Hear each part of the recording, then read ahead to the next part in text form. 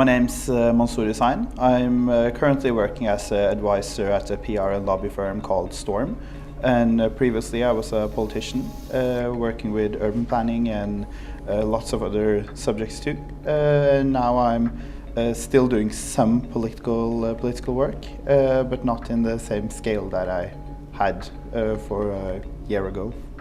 Oslo now is a city, it's the capital city of Norway. We have about 720 inhabitants, approximately. That's the municipality of Oslo. If you take in the Greater Oslo area, we have around 1.2 million inhabitants. And counting in that the whole of Norway is about 5 million. This is a big portion of the inhabitants of Norway. We have a city that's actually situated between the forest and the fjord. So we like to call ourselves the city between the green and the blue.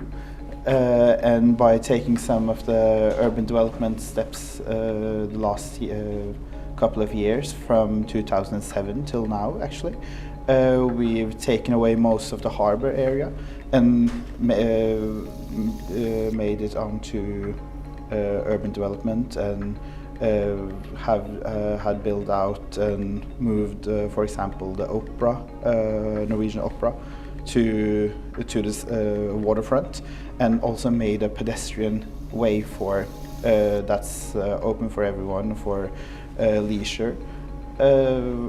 Actually, from one side of Oslo to the other, so I think it's about 17 kilometers just that walk.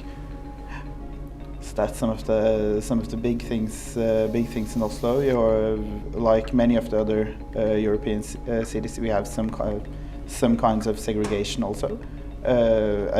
East-west divide. On the west side of the city, you have much more the richer parts of the city, some of the richest parts of Norway actually. And on the eastern side of Oslo, you have some of the poorest parts of Norway. So all of that we're containing in one city, and we used to have approximate that in Oslo we have about 200 languages spoken.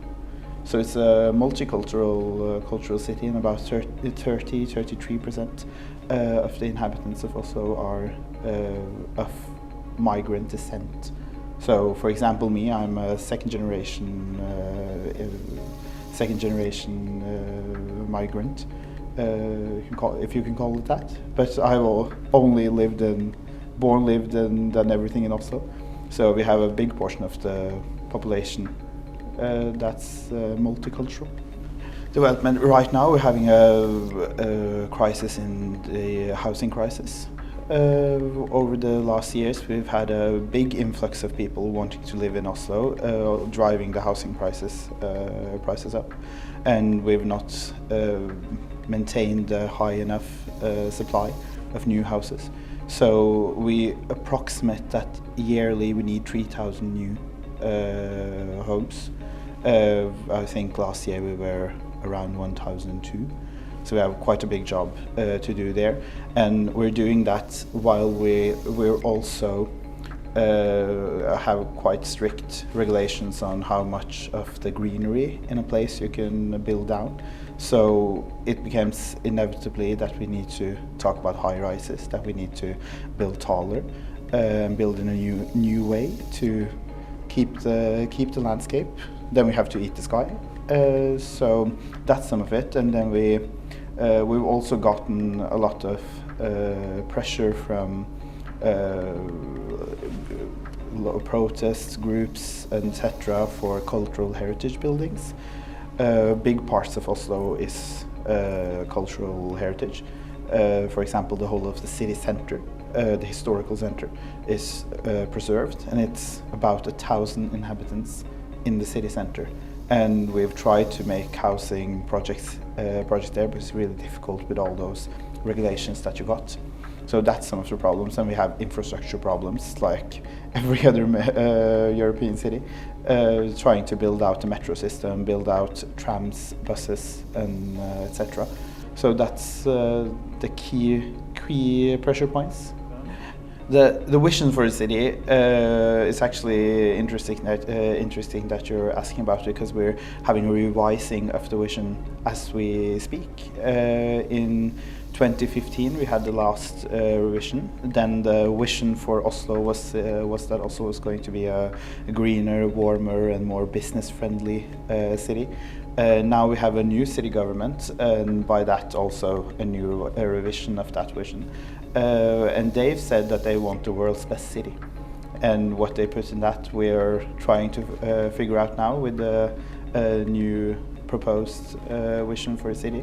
But it's inevitably a part of that vision that has to be easier to build new projects, especially for housing. But also that we're going to take more care of the greenery that we have and the green spots that Oslo has. And it sounds like Oslo is a desert of concrete. It's not actually that. It's one of the greenest cities that you can see if you go on Google Street View and just look at Oslo. It actually looks like the forest with some buildings here and there, but that's something you want to preserve. So I think the major parts to do going forward is we don't have these we don't have that many of these big industrial places anymore that we can just transform into new housing, residential and business areas. So you have to work with what you got, and it becomes much more complex. But if you do it right, it becomes much more successful too. In many different ways. You have projects going down to that I think the municipality has become much more better at the last couple of years, to involve the neighborhoods and communities in what we're going to do. So some places you have projects going on showing a place that used to be a park or is run down or in not that good of shape, putting it up on Facebook and asking people what you want here, using that as the input to make a project. The city of Oslo does a lot of that, but also developers, when they're going into a place making a new project, use a lot of time to understand the place, the context they're in, and trying to figure out what do this place need that we can answer through our project, also to make the chances of it to go through the city council much bigger. So that's some of the ways you can work, and then you have the regulatory ways where you have hearings and neighbors and etc. can send in what they mean about project or things like that. But I think we're going the right way, but still you'll most certainly meet a lot of people in Oslo saying that they don't get a lot to say on how the city is developing, but it's also you have to follow development and try to figure out some of it yourself too. Oslo is in Norway, all the planning authorities are given to the municipalities. So you have municipalities, you have regions, and then you have the national government. And Oslo is in that odd place that we're also a region and a municipality. And then we have a region around us, but doesn't have anything to do with what's happening within the borders of the city of Oslo. So, for example, we have control over our own roads and some other services too. That makes it easier to plan, but we see now a shift that the municipalities around Oslo are having a much bigger growth and building and much more projects than we have in Oslo. So you're starting to get a belt of residential areas, buildings and everything around Oslo, and then they meet the most rural parts of Oslo. So the planning just on the border, city border, has to be solved in some other way, and that also goes for infrastructure, and that's the kind of infrastructure like trains and metro, etc.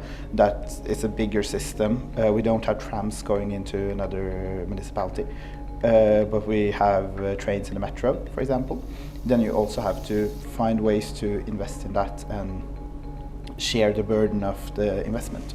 between the municipalities and also the national government, and that's a big issue, trying to figure out how you're going to do that.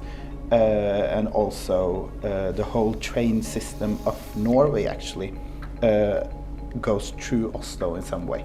So you have little connection between other cities. Some places you do, but most of the trains go through Oslo, and then that infrastructure also has to be worked in another way. And the political, how the political team in Norway is right now, we have a government, national government of the Labour Party and a Centre Agriculture Party for farmers.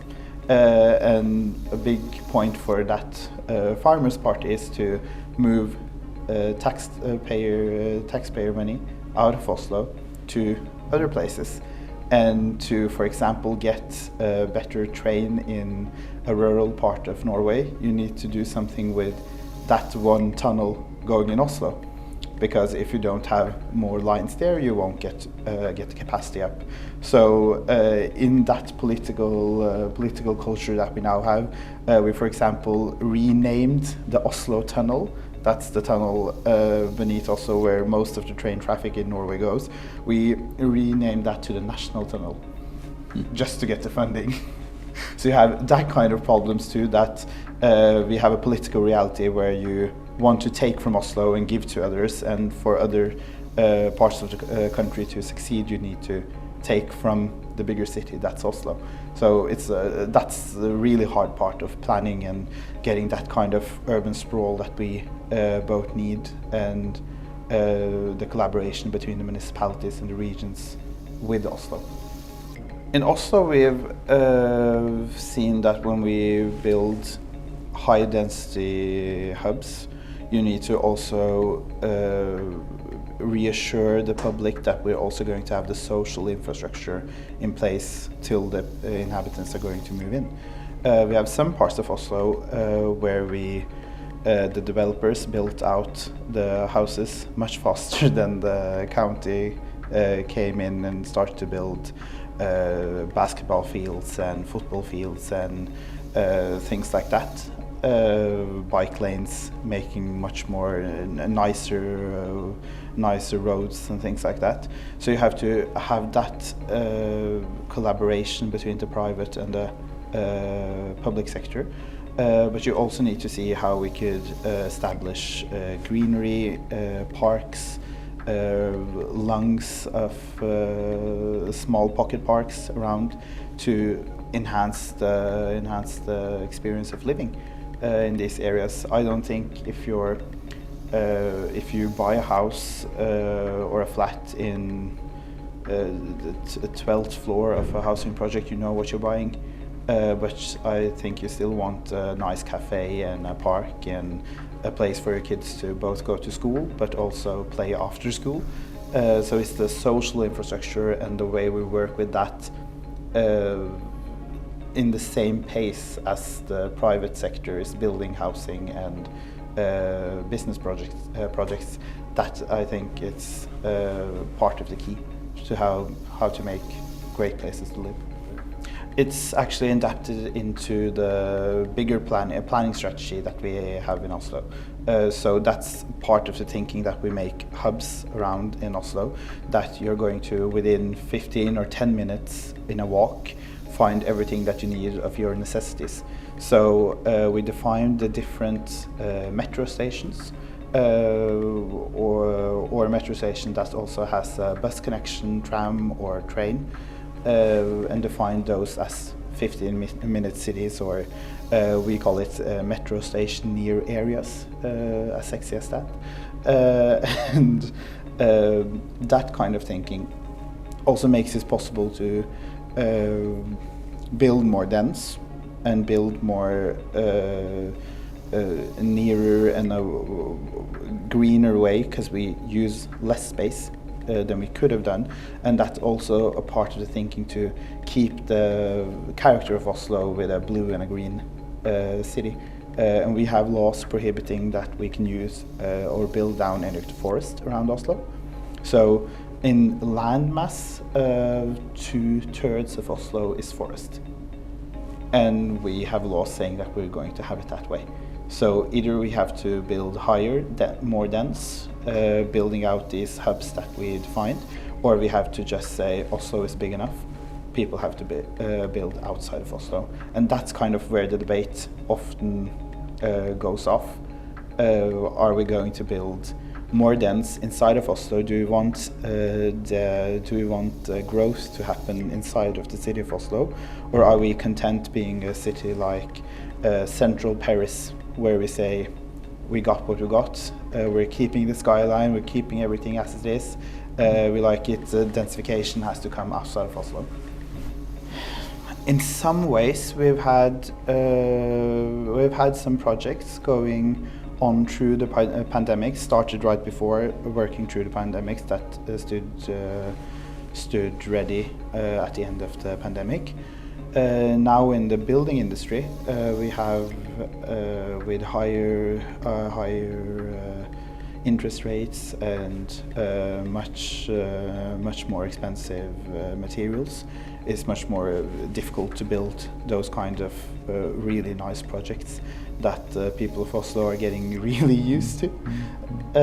So that's a part of the problem. But in case of the people taking back the city, going outside, using cultural services and restaurants and theaters and things like that, I think we're mostly at the same place as we were, although we get some reports from the restaurants and cafes and things like that, that they've had an increase in people coming back after the pandemic.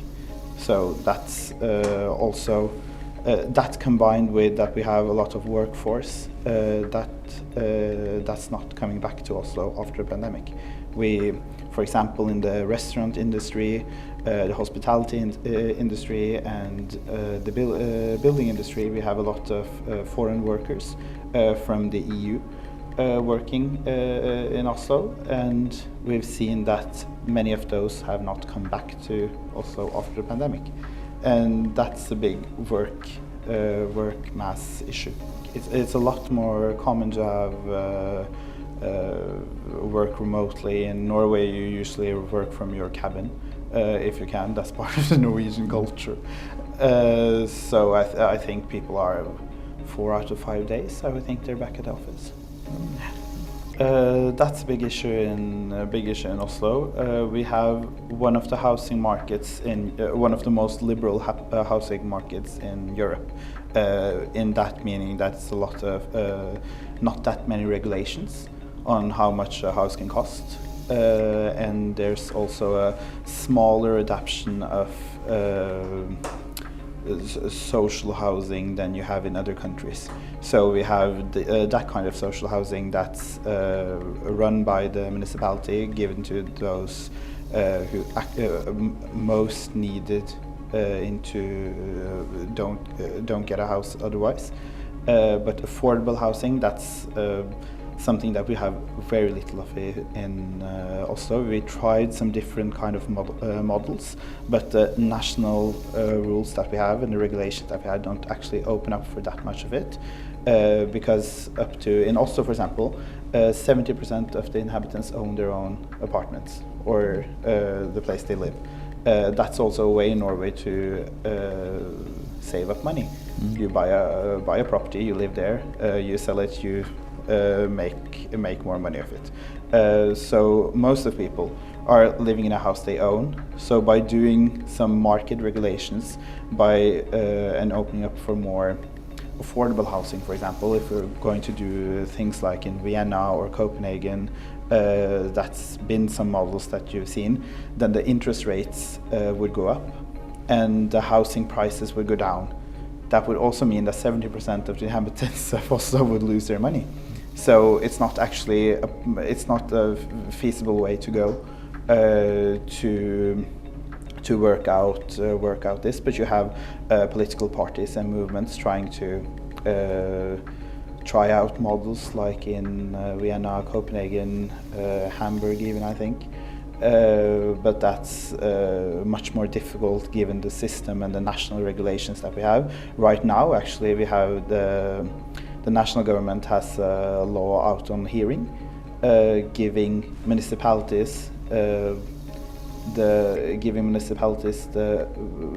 option to put into zoning plans how much of the houses has to be affordable. It's a whole new way of thinking. A lot of uncertainty for a lot of developers. So it's interesting to see if that's going to actually happen, or if we're going to have a much lighter formulation around the law than what's out on hearing right now. Not a lot, actually. You have the laws that we have has a very loose paragraph saying that you can, in essence, saying that we want beautiful buildings, but that's a law that's really difficult to use in practice. So it's not that much of usage. So you just have to rely on those rendering that you get when you're approving a zoning plan, that it's going to be nice or not. We've seen a change in the political around the politicians, and a more willingness to put into law and into the zoning plans that they want, for example, timber facades, or they want brownstone facades or things like that. But it's still frowned upon, especially from parts of the architects and also the developers, and also some political parties, like for example the party I was representing in the city council, and still representing, the Labour Party, is quite skeptical to using that kind of laws, because we actually don't have the opening in the law to use that into the zoning plans. But you have, for example, you have a big consciousness and a lot of engagement around that issue. For example, we have something called, if I'm going to directly translate it to English, it's called the Architecture Uprising. It started out as an Instagram account, took pictures of buildings they thought were ugly, posted them, has a lot of followers, and the conservative politicians that we have now in Oslo, for example, are legitimizing this kind of group. And for example, they hate tall buildings, they hate density, they have a big notion that they just want classical architecture, and by classical architecture it's, you have to feel like you're walking through Vienna or central Paris. That's what they want. And they're a big part of the conversation, but not that many lawmakers or regulators are interested in that. But you saw a shift now in the last election that we had in 2023, that some parties started to go that way to also find new voters and have a possibility to build up a broader policies around architecture. But many of the same parties now are struggling with how they're going to put that into policy, because you actually don't have the room for that in the laws. We've done a lot on when it comes to climate change and climate regulations, green regulations. In 2016, we started out by making the first climate budget. Climate budget is just like a money budget. You present it at the same time. Just you start to count your emissions, just like you would have counted your money. That gives you a system to see which parts of the city has more emissions than others. Other parts, where do we need to do investments, is a very systematic way to work. And that's also been adapted by the national government now, and it's also being adapted by Paris and New York, and I think even London is looking at a way to work on it. For example, we also started to, in the proposals for building, for example, a school in Oslo, we start to say that this building site has to be pollution free. So you can't have any digging machines or drills or nothing that's going to be fossil fueled. First reaction we got to that was, you're crazy, you're never going to get that to happen. A year later we had the first developer come to us with an electrical digging machine, saying that if you're going to have that kind of regulations into the proposals, then here you have electrical digging machine, can we build that school now? Yes, you can. So that's most of the building sites in Oslo are electrical. We've also done a lot on infrastructure or mobility. Last year, 2023, was the first year that all of the public transport in Oslo was electrical. That means the buses, the trams, metros, trains, even the ferries run on electricity. In a way to take down the emissions of the city. And we've also had a radical, most people would say, stance and policies around cars in the city. Removed a lot of parking spaces, given it back to the city, like we like to say that, by making it into playgrounds, planting trees and other kinds of nature there.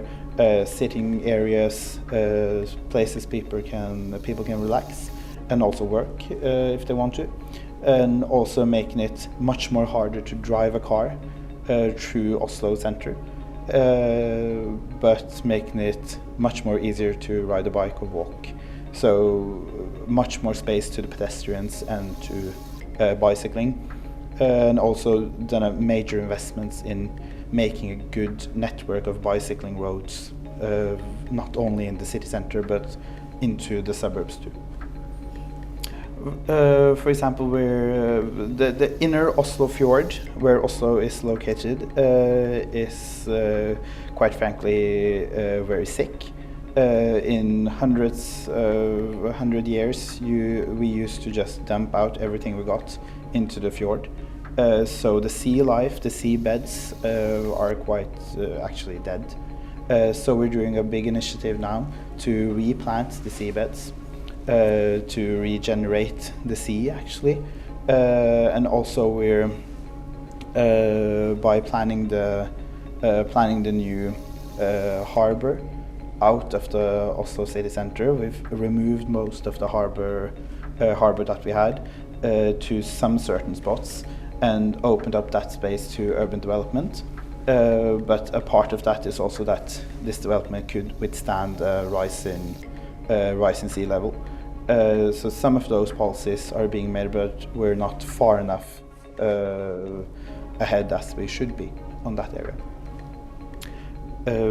Major investments in public transport, and major investments in people, pedestrians, making a space more greener as it becomes much more friendly for everyone.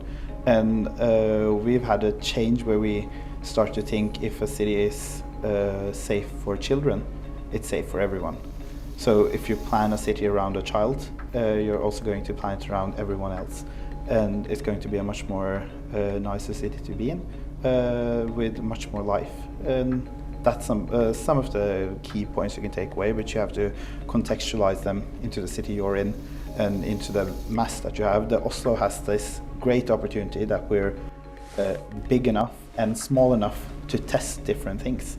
In Oslo you have around 700,000 inhabitants. You have a lot of people traveling in and out of this small space. That gives us the opportunity to, for example, test, can you have an all pollution-free building site? Yes, you can. Then you can take that into other parts of the city, other cities. We can test if is this system of climate budgeting something that works? Yes, it does. You can transfer that. We can also test things that we find out doesn't work, and then you don't have to apply it other places and do that kind of experiment. So we're a great place to be a test bed for things that can be scaled up and used in other cities. Great. Thank you very much indeed. Thank you.